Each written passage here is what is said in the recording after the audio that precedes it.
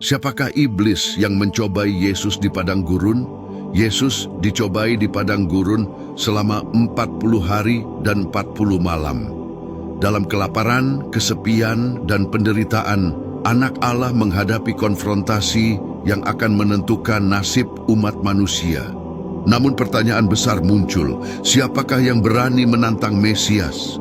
Apakah sekadar roh jahat atau Lucifer sendiri? Malaikat yang jatuh karena kesombongan?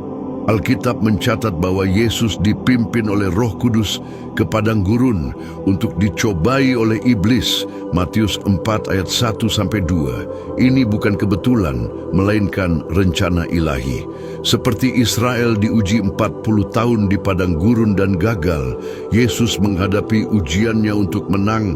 Gurun adalah tempat pembuktian, tempat Musa, Elia, dan Israel diuji.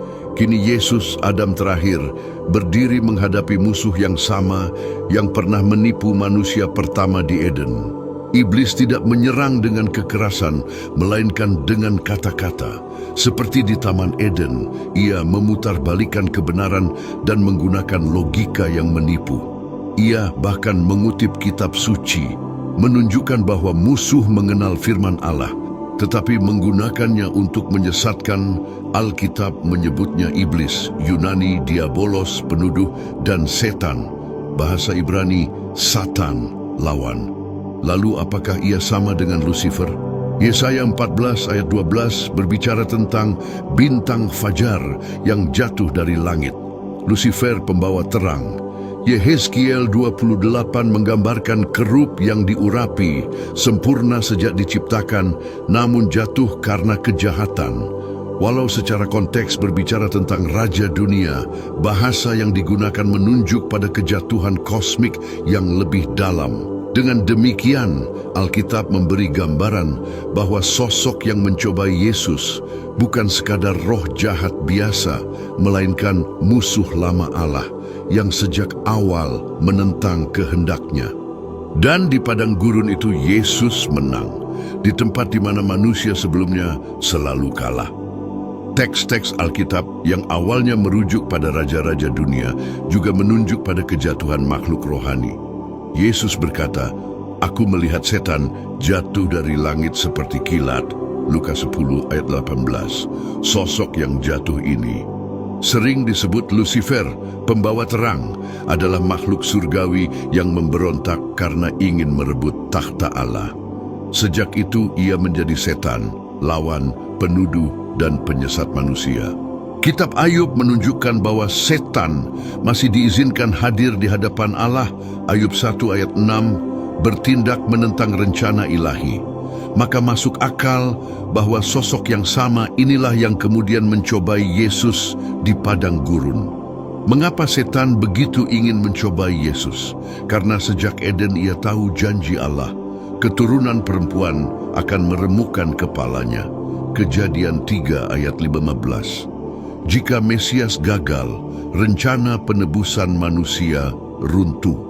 Maka pencobaan di padang gurun bukan sekadar ujian pribadi, melainkan peperangan rohani kosmik. Setan tidak datang dengan kekerasan, tetapi dengan tipu daya. Ia menyerang kebutuhan paling dasar, kelaparan. Setelah 40 hari berpuasa, Yesus berada pada batas kekuatan manusianya. Di saat itulah setan berkata, "Jika engkau anak Allah, perintahkanlah batu-batu ini menjadi roti." Matius 4 ayat 3.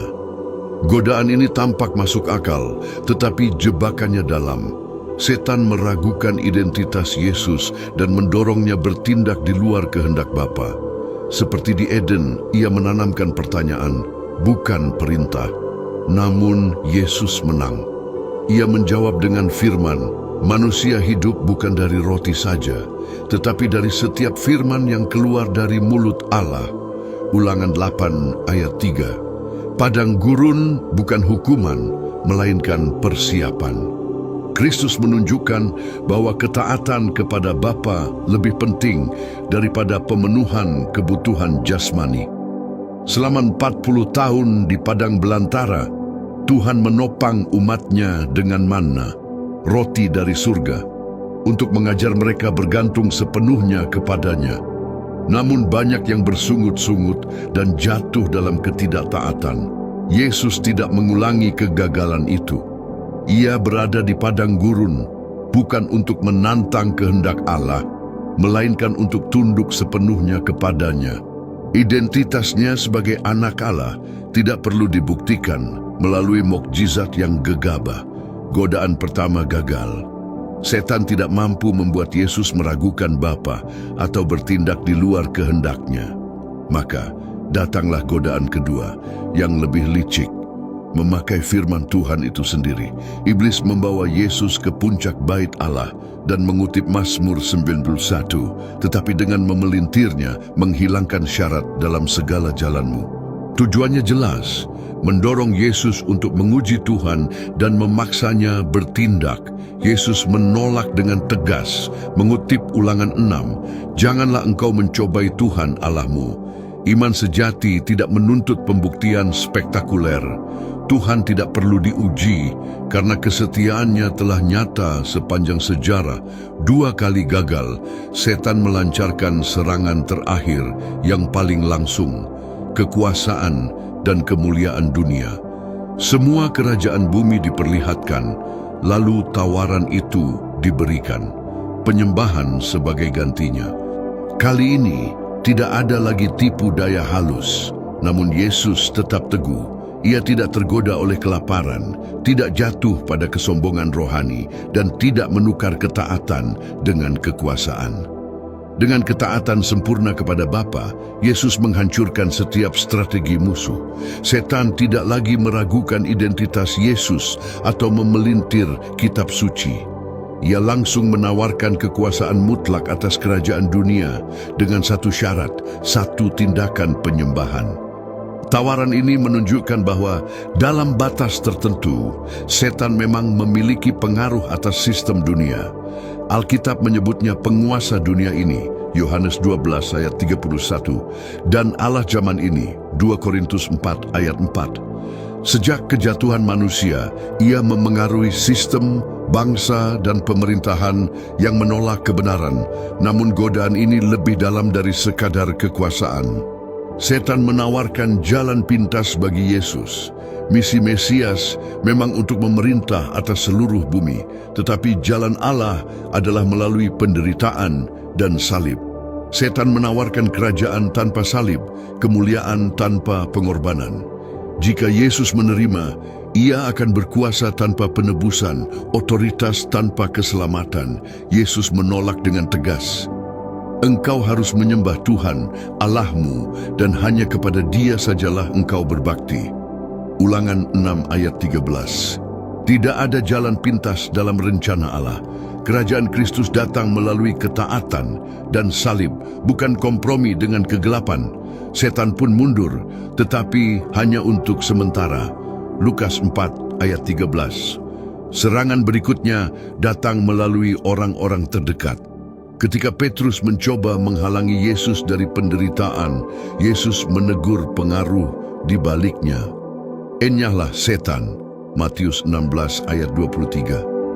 Godaan yang sama menghindari salib muncul kembali. Hingga akhirnya setan masuk ke dalam Yudas dan memicu pengkhianatan. Lukas 22 ayat 3. Ia mengira kematian Yesus adalah kemenangannya. Namun justru melalui salib, kuasanya mulai dihancurkan. Kemenangan di padang gurun hanyalah awal. Kekalahan setan yang sesungguhnya dimeteraikan melalui salib dan kebangkitan Kristus. Iblis mencoba menanam keraguan melalui orang-orang di sekitar Yesus. Pengkhianatan Yudas, penangkapan yang tidak adil, hinaan, dan mahkota duri membuatnya seolah menang. Saat Yesus memikul salib menuju Golgota, setan mengira inilah akhir anak Allah. Namun, ia tidak sadar bahwa ia sedang jatuh ke dalam rencana ilahi. Rencana Tuhan tidak menghindari salib, tetapi mengalahkannya melalui salib. Yesus tidak dipaksa mati. Ia menyerahkan dirinya dengan sukarela, menanggung dosa manusia. Di kayu salib, kemenangan yang tampak bagi iblis justru menjadi kekalahan terbesarnya. Yesus berseru, "Sudah selesai." Yohanes 19 ayat 30. Harga dosa telah dibayar, kuasa maut dan neraka dipatahkan. Rasul Paulus menegaskan bahwa Kristus telah mempermalukan kuasa-kuasa kegelapan dan menang atas mereka di salib. Kolose 2 ayat 15.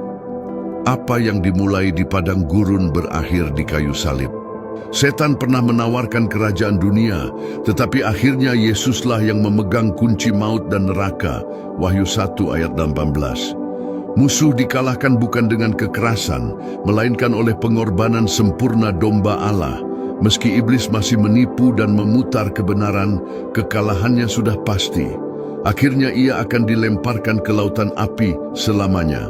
Wahyu 20 ayat 10. Sampai hari Kristus datang kembali, kita berdiri teguh, bukan oleh kekuatan kita, tetapi oleh Dia yang telah menang bagi kita. Jika hatimu disentuh hari ini, jangan abaikan panggilan itu. Yesus membuka tangannya untukmu. Jika rindu kembali kepadanya, katakan dalam hatimu, "Aku menerima Engkau, Tuhan Yesus, sebagai Tuhan dan Juru Selamat hidupku." Tidak ada kemenangan di luar Kristus. Kemenangannya adalah kemenangan kita.